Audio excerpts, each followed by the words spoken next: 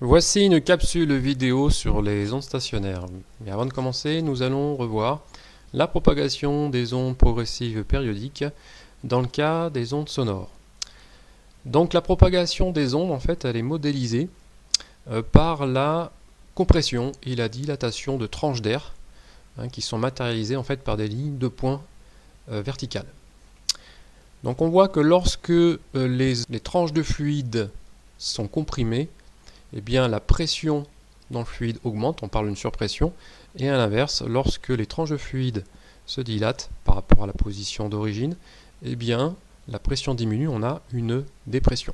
Donc sur cet arrêt sur image, on voit que on a des zones comprimées, qui correspondent bien à une surpression, et dans cette zone à droite, au niveau du capteur en vert, on a des tranches de fluide qui sont dilatées, qui sont écartées, et ce qui correspond à une dépression. Donc on va s'intéresser maintenant à la propagation des ondes à l'intérieur par exemple d'un instrument à vent, un instrument de musique, qui peut être finalement modélisé par un tube sonore, ouvert à son extrémité.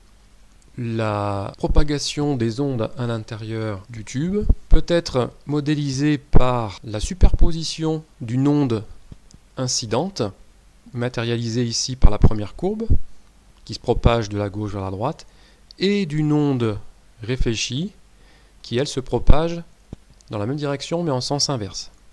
Pourquoi y a-t-il une onde réfléchie? Parce qu'à l'extrémité du tube, en fait, on change de milieu et l'onde est réfléchie à son extrémité. L'onde résultante est donc la superposition de l'onde incidente et de l'onde réfléchie.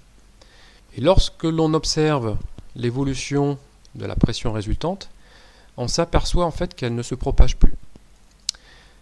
C'est-à-dire qu'on a l'impression qu'elle oscille sur place, avec des positions qui ont à chaque instant une amplitude nulle, c'est par exemple le cas de ce point.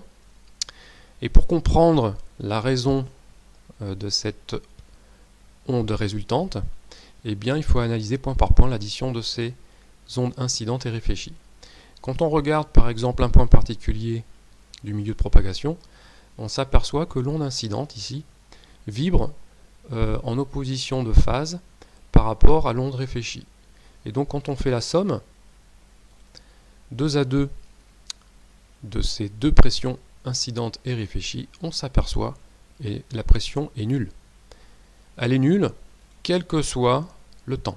Donc à chaque instant, on a donc ici ce qu'on appelle un nœud de pression. C'est pour ça qu'on dit d'ailleurs que l'onde est stationnaire, puisque ce nœud de pression est toujours le même quel que soit le temps. En revanche, on a d'autres zones pour lesquelles eh bien, on a un maximum de pression ou un minimum en fonction du temps. On voit qu'on a effectivement l'onde qui oscille entre un minimum et un maximum et de manière aussi stationnaire. C'est parce qu'en fait, la pression incidente et la pression réfléchie à chaque instant est la même. On dit alors que l'on a un ventre d'oppression, c'est-à-dire que la pression peut varier entre une valeur maximale et minimale.